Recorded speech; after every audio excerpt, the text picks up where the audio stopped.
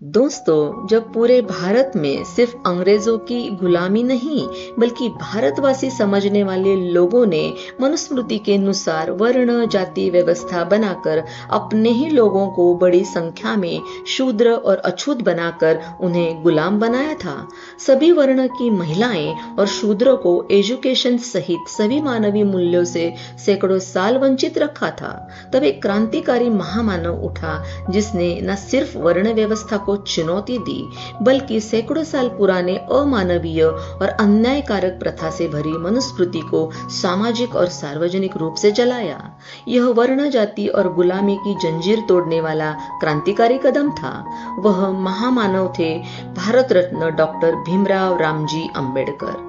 महाड़ सत्याग्रह, कालाराम मंदिर प्रवेश आंदोलन, मनुस्मृति दहन, इन सब के पीछे एक ही कारण था, जाति वर्ण के क्रूर अत्याचारी परंपराओं को जड़ से उखड़ना। डॉक्टर बाबा साहब की सोच सिर्फ आजादी तक सीमित नहीं थी बल्कि स्वतंत्रता, समता, भाईचारा और न्याय जैसे मानवीय मूल्यों पर आधारित जाति वर्ण शोषण विरहित लोकतंत्र प्रणीत नव समाज निर्मिति, यह उनका मिशन था।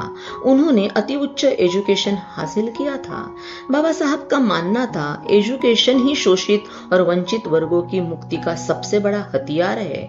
इसीलिए उन्होंने शिक्षित बनो, संगठित रहो, संघर्ष करो का नारा दिया। दोस्तों, उनका एजुकेशन न केवल उनके सफलता का प्रतीक है बल्कि यह करोड़ों लोगों के लिए प्रेरणादायी है।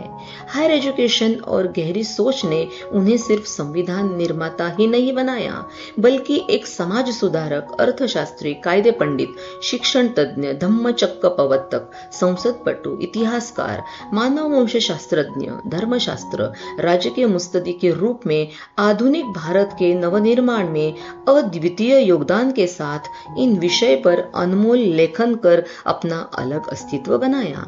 मजदूर और किसानों के लिए बेहतर आर्थिक स्थिति की वकालत की। बाबा साहब ने बौद्ध धम्म को अपनाकर घर वापसी की क्योंकि उन्हें पता था बुद्ध धम्म मानवीय मूल्य पर आधारित है और भारत बुद्ध की ही भूमि है।